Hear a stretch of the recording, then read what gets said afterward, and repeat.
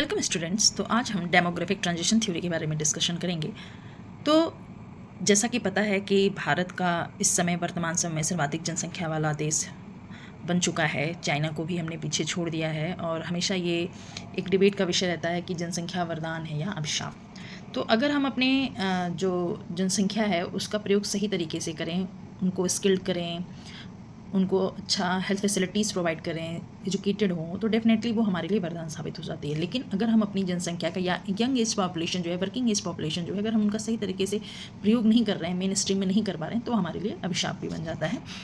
तो आज हम जानने की कोशिश करेंगे कि डेमोग्राफिक ट्रांजिशन थ्योरी क्या है। सबसे पहले इस थ्योरी का जो ये जो थ्योरी है ये विकास का आधुनिक सिद्धांत है और ये जन्म दर एवं मृत्यु दर के बीच के संबंध को बताता है। इस सिद्धांत का जो सबसे पहले प्रतिपादन किया था, या आप कह लीजिए मूल रूप से इसका जो प्रतिपादन किया था, वो E.W. नोटेस्टीन ने 1945 में किया था। और यह सिद्धांत बताता है कि दीर्घकाल में जनसंख्या का विकास किस प्रकार होगा, यानी जन्म दर कितना बढ़ेगा, आपका क्या स्थिति है, मृत्यु दर की क्या स्थिति है, इसको बताने का काम करेगा आपकी जनसंख्या का। इसी से हमारे जनसंख्या के आकार और संरचना का निर्धारण होगा। इस सिद्धांत का जो आगे विकास किया है वो थॉमसन है, G.T. त्रिवार्था हैं, C.P. ब्लैकर हैं और P.R. कॉक्स ने किया है। जनांकिकी संक्रमण का जो नोटेस्टीन ने सिद्धांत दिया उसके 3 चरण बताए। पहले चरण में जन्म दर और मृत्यु दर दोनों ही ज़्यादा रहती है और दूसरे चरण में जन्म दर तीव्रता से बढ़ती है और मृत्यु दर में धीरे धीरे कमी होने लगती है और तीसरे चरण में जन्म दर एवं मृत्यु दर तीनों में ही कमी होने लगती है। अगर अब हमारे सामने ये क्वेश्चन है कि आखिर हम जन्म दर और मृत्यु दर को जानेंगे कैसे, तो प्रति 1000 जनसंख्या पर जन्म लेने वाले जीवित लोगों को, जो बच्चे हैं, उनको हम जन्म दर के अंतर्गत काउंट करेंगे और प्रति 1000 जनसंख्या पर कितने लोग मर रहे हैं उसे हम एक निश्चित समयावधि के भीतर उसे हम मृत्यु दर कहते हैं। अब जो C.P. ब्लैकर ने थे, उन्होंने जनांकिकी संक्रमण की 5 अवस्थाओं का वर्णन किया। पहला है हाई स्टेशनरी फेज। इस फेज में डेथ रेट एवं बर्थ रेट दोनों ही हाई होता है और जिसके कारण क्या होता है, हमारी जो जनसंख्या होती है वो कम एवं स्थिर होती है और हमारी जनसंख्या अर्थव्यवस्था जो होती है कृषि प्रधान होती है।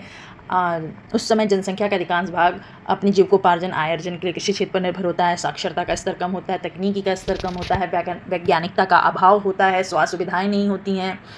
तो इस स्थिति में जन्म एवं मृत्यु दर दोनों ही ज़्यादा होती है। दूसरा है अर्ली एक्सपेंडिंग फेज, या जिसे आप प्रारंभिक वर्धमान अवस्था कहते हैं। इसमें जन्म दर तो ऊंचा रहता है लेकिन ये लगभग स्थायी, किंतु मृत्यु दर में धीरे धीरे कमी होने लगती है। क्यों? क्योंकि धीरे धीरे हमारे यहाँ क्या होने लगता है, स्वास्थ्य सुविधाओं का विकास होने लगता है, लोग अवेयर होने लगते हैं। परिणाम स्वरूप क्या होती है, जनसंख्या तीव्र दर से बढ़ती है, प्रति व्यक्ति आय बढ़ने लगती है, औद्योगिकीकरण का तेजी से बढ़ता है, टेक्नोलॉजी का प्रयोग धीरे धीरे होने लगता है, प्रति व्यक्ति आय बढ़ती है और इस अवस्था को हम जनसंख्या विस्फोट की भी अवस्था कह सकते हैं। तीसरा है लेट एक्सपेंडिंग फेज, जिसे उत्तर वर्धमान अवस्था कहते हैं। इसमें जन्म दर एवं मृत्यु दर दोनों में ही हमें कमी देखने को मिलती है और लेकिन मृत्यु दर में कमी जो होती है वो ज़्यादा तीव्र दर से होती है। इसमें जनसंख्या वृद्धि द्वितीय अवस्था से कम होती है, फिर भी ये अवस्था जनसंख्या विस्फोट की अवस्था है। औद्योगिकीकरण और शहरीकरण तेजी से बढ़ता है, बच्चों की शिक्षा और स्वास्थ्य के प्रति लोग अवेयर होने लगते हैं, परिवार का आकार धीरे धीरे सीमित होने लगता है, महिलाओं के लिए कार्य करने के अवसर बढ़ते हैं। चौथा स्टेज जो है इसे लो स्टेशनरी फेज कहते हैं, या निम्न स्थायी अवस्था। इसमें जन्म दर एवं मृत्यु दर दोनों ही कम होते हैं एवं निम्न स्तर पर पहुंचकर जनसंख्या क्या होती है, दोनों का ही धीरे धीरे कम होने लगते हैं, मतलब एक दूसरे के लगभग बराबर हो जाते हैं और जनसंख्या स्थिर हो जाती है, या हम कह सकते हैं जनसंख्या वृद्धि दर रुक जाती है। और यह अवस्था तब प्राप्त होती है जब देश में आर्थिक विकास के साथ साथ क्या होता है, हमारे रहन सहन के स्तर भी उच्च होने लगता है, सुख सुविधाओं का विस्तार होने लगता है, तकनीकी का ज़्यादा प्रयोग होने लगता है, विवाह की आयु बढ़ जाती है, एकल परिवार की प्रथा बढ़ने लगती है, तकनीकी का प्रयोग चिकित्सा में और ज़्यादा तेज़ी से बढ़ता है।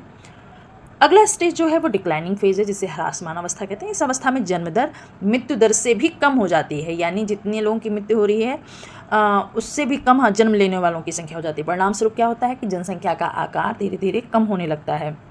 जितने भी विकसित देश हैं वो लगभग इस स्टेज पे हैं जहाँ पे जन्म दर कम हो गया है और स्त्रियाँ जो होती हैं वो, जैसे जापान हुआ, यूरोपियन कंट्री हुआ, अमेरिका हुआ, यहाँ पे क्या है कि स्त्रियाँ संतान को जन्म देना पसंद नहीं करती हैं, ठीक है। और जितने भी लगभग विकसित देश हैं इस अवस्था में पहुँच चुके हैं। ये डायग्राम है, 5 जो डेमोग्राफिक ट्रांजिशन मॉडल है आपका, आप इसे यहाँ देख सकते हैं।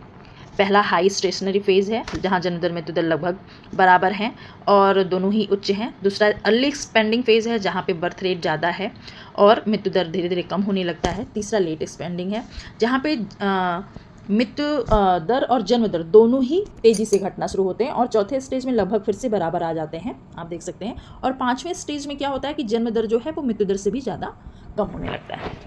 ठीक है, अब आगे हम देखेंगे इसकी क्या आलोचना है। यह सिद्धांत क्या है, पश्चिमी देशों पर ही लागू होता है, अविकसित एवं विकासशील देशों पर लागू नहीं होता है। उपयुक्त आलोचनाओं के बावजूद भी जनांकीय संक्रमण सिद्धांत एक उपयोगी संकल्पना है और इस संकल्पना के आधार पर विश्व के विभिन्न देशों में जनांकीय संक्रमण की दशाओं का प्रदर्शन किया जा सकता है तथा जनसंख्या की क्षेत्रीय विभिन्नता का भी हम विश्लेषण कर सकते हैं।